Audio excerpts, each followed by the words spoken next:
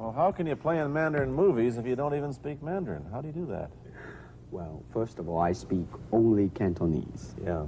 So, I mean, there is quite a difference as far as pronunciation and things like that go. So somebody else's voice is used, right? For Definitely, definitely. You just make the words. Doesn't that sound strange when you go to the movies, especially in Hong Kong, in your own town, and you see yourself with somebody else's voice? Well, not really, you see, because most of the Mandarin pictures done here are dubbed anyway. They're dubbed anyway? Anyway. I mean, disregard. I mean, they shoot without sound. So it doesn't, make any difference. Your lips never quite make the right words, do they?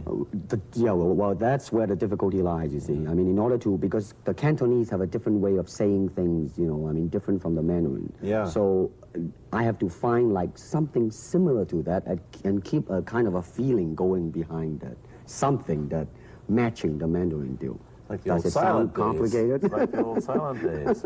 But I gather in the movies made here, the dialogue is pretty stilted anyway. Yeah, I agree with you. I mean, see, to me, a motion picture is motion. Yeah. I mean, you got to keep the dialogue down to the minimum. Did you look at many Mandarin movies before you started playing in the first one? Yes. What did you think of them when you saw them? Quality-wise, I mean, I have to admit that it's not quite up to the standard.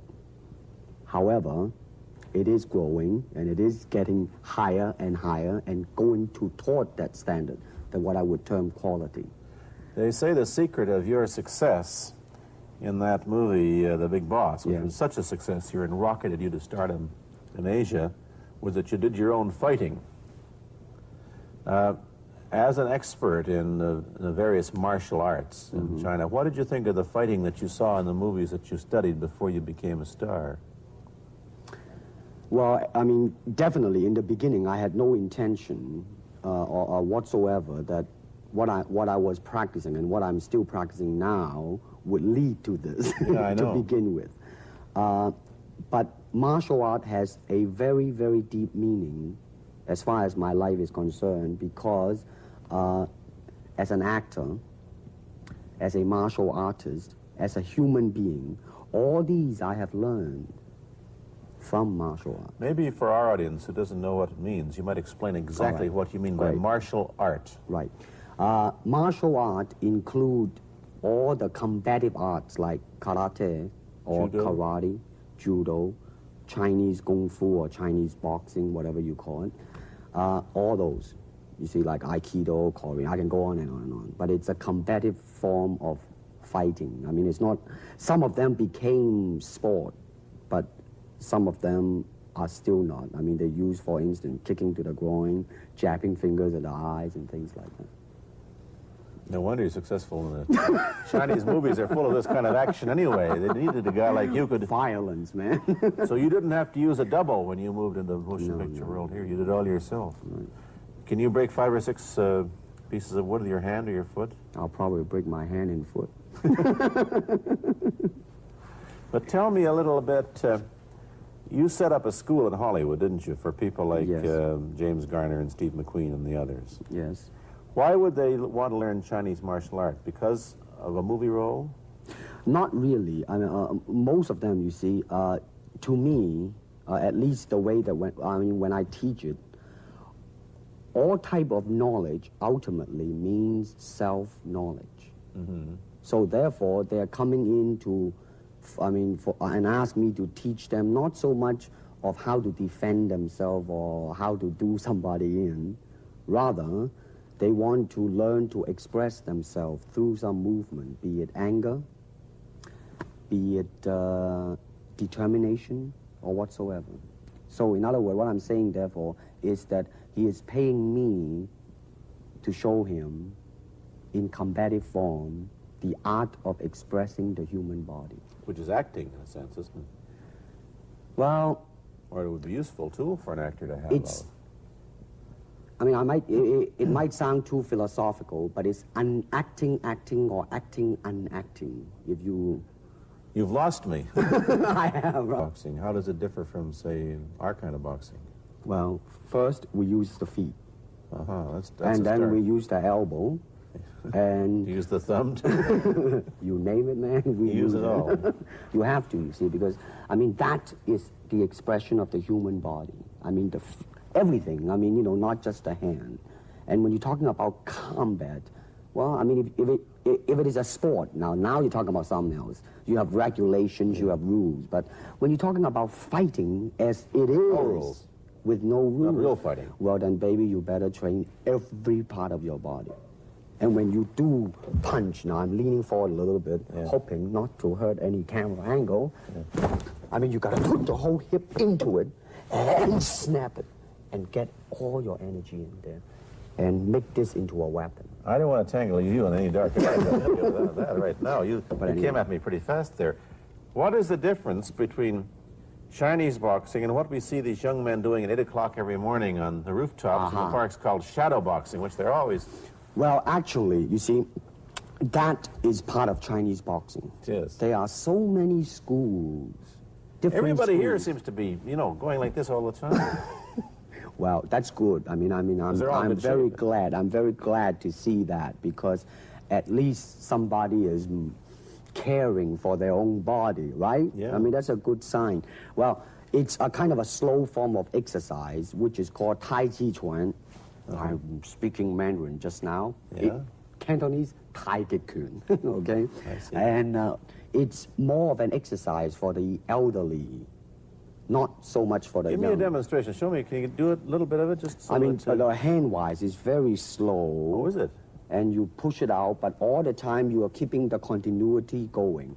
Bending, stretching, everything. You know, suppose, you know, I mean, you just keep it moving. It's like a ballet dancer there. Yeah, it is. I mean, to them, you see, the idea is running water never grows stale. So you got to just keep on flowing. Of all your students, famous, James Garner, Steve McQueen, Lee Marvin, James Coburn, Roman Polanski, which was the best? Who adapted best to this Oriental form of exercise and defense? Well, depending, okay? Now, as a fighter, Steve McQueen, now, he is good in that department because that son of a gun got the toughness in him. Yeah. I mean, see it on the screen. I mean, he would say, all right, baby, here I am, man. You know, and he'll do it. Yeah. Now, James Coburn is a peace-loving man. I met him. Right? I mean, you've met him. I mean, he's really, really nice. I mean, super mellow and all that. I mean, you know, I mean, now, he appreciates the philosophical part of it. Therefore, his understanding of it is deeper than Steve. So it's really hard to say. You see what I'm saying now? I see. I mean, it's different. So that's, I mean, depending on what you see in it. Interesting. We don't, in our world, and haven't since the days of the Greeks who did, combine philosophy and art with sport. But quite clearly, the Oriental attitude is that the three are facets of the same things. Man, listen, you see, really, to me, okay, to me, ultimately, martial art means honestly expressing yourself. Now, it is very difficult to do. I mean, it is easy for me to put on a show and be cocky and be flooded with a cocky feeling and then feel like pretty cool and all that. Or I can make all kinds of phony things, you see what I mean? Blinded by it. Or I can show you some really fancy movement. But to express oneself honestly, not lying to oneself, and to express myself honestly, that, my friend, is very hard to do. And you have to train. You have to keep your reflexes so that when you want it, it's there. When you want to move, you're moving. And when you move, you are determined to move. Not taking 1 inch, not anything less than that. If I want to punch, I'm going to do it, man, and I'm going to do it, you see. So, I mean, so that is the type of thing you have to train yourself into it, to become one with the, you think? Yeah, this is very un-Western, this attitude. I want to ask you about your movie and TV career, but first we'll take a break. Then I'll be back with Bruce Lee.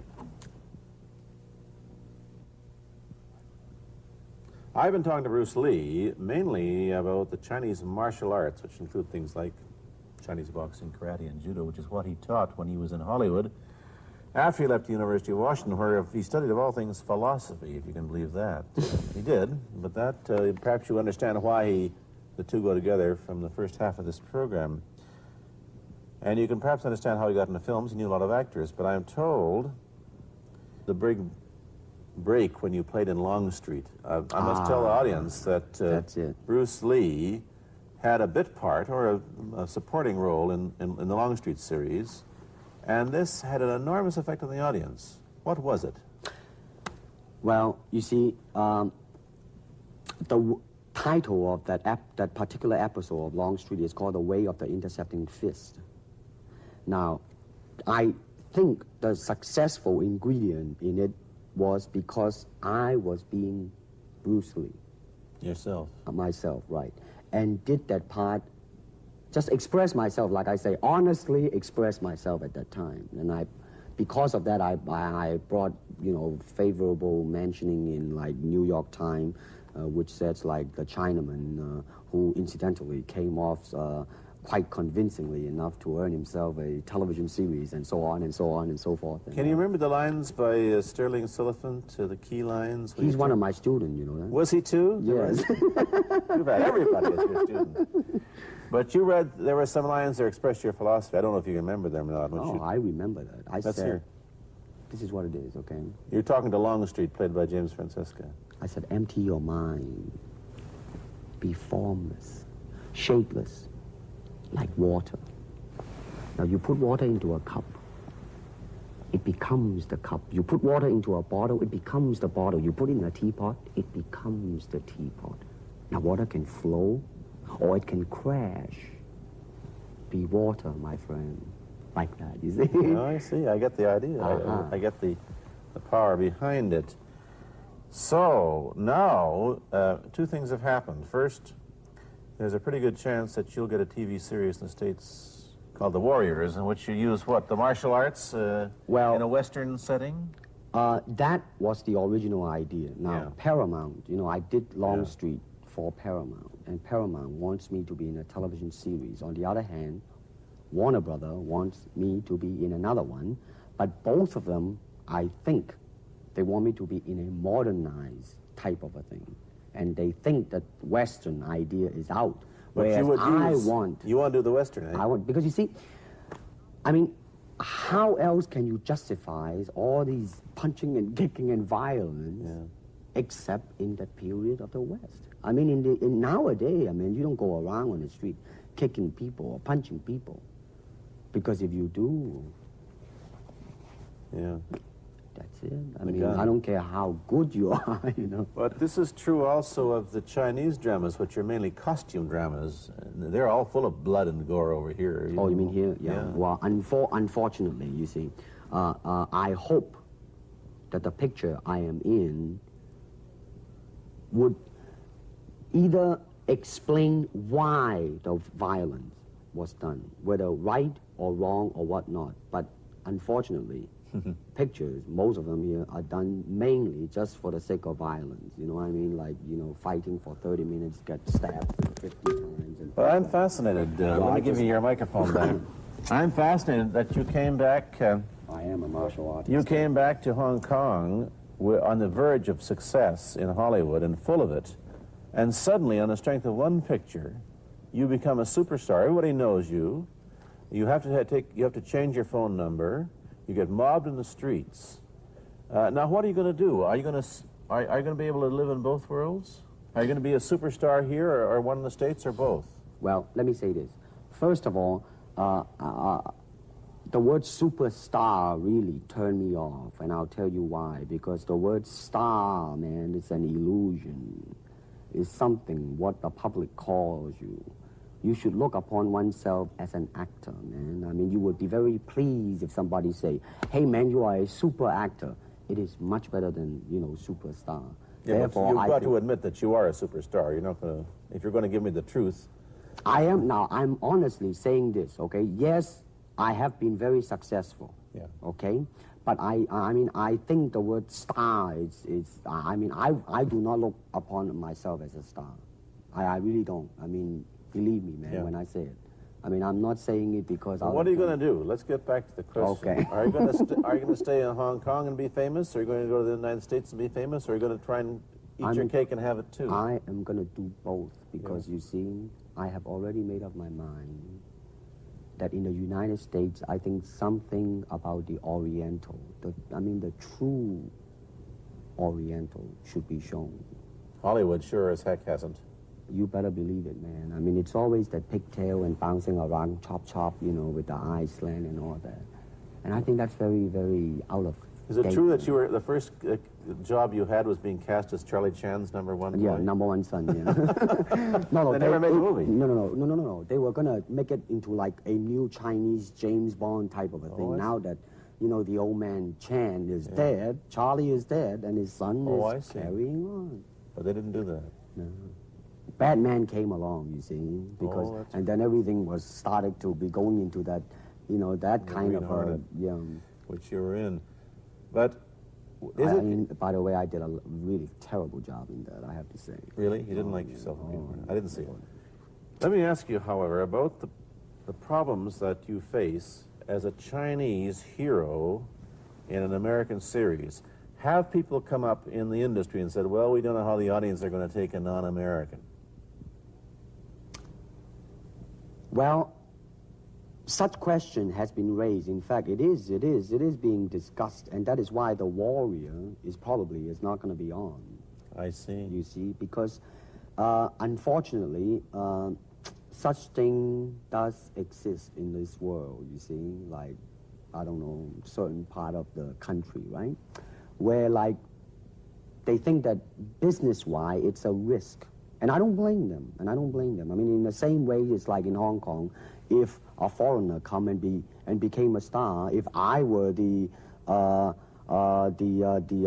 man with the money, I probably would have my own worry of whether or not the acceptance would be there. But that's all right, because if you honestly express yourself, it doesn't matter, see? Because are you, how about the other side of the coin? Is it possible that you are, I mean, you're fairly hip and fairly Americanized. Are you too Western for Oriental audiences, do you think? Oh, man, like, how? I have been criticized for that. You have, eh? Oh, yes, definitely. So. Well, let me say this.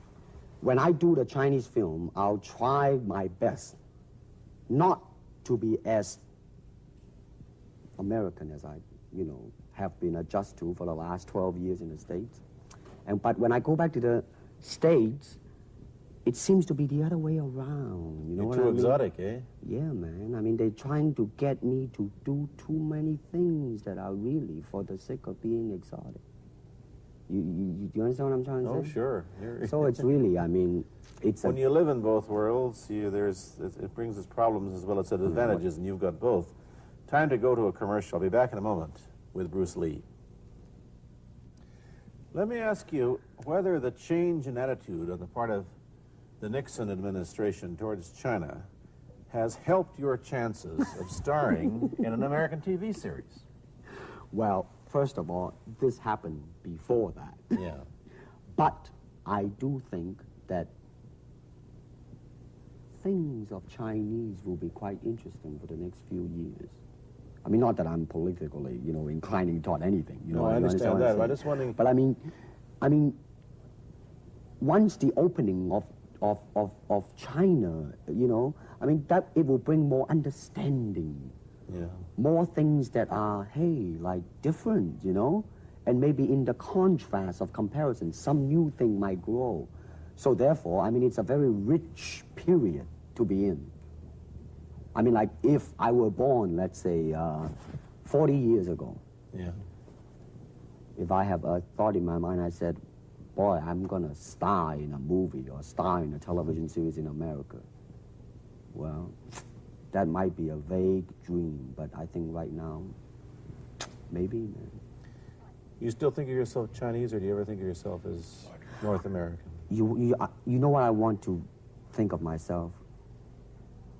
As a human being. Because, I mean, I don't want to sound like, you know, as Confucius say, but under the sky, under the heaven, man, there is but one family. It just so happened, man, that people are different. Okay, we got to go. Thank you, Bruce Lee, for coming Hey, here. Thank you for Pierre. watching. Thank you.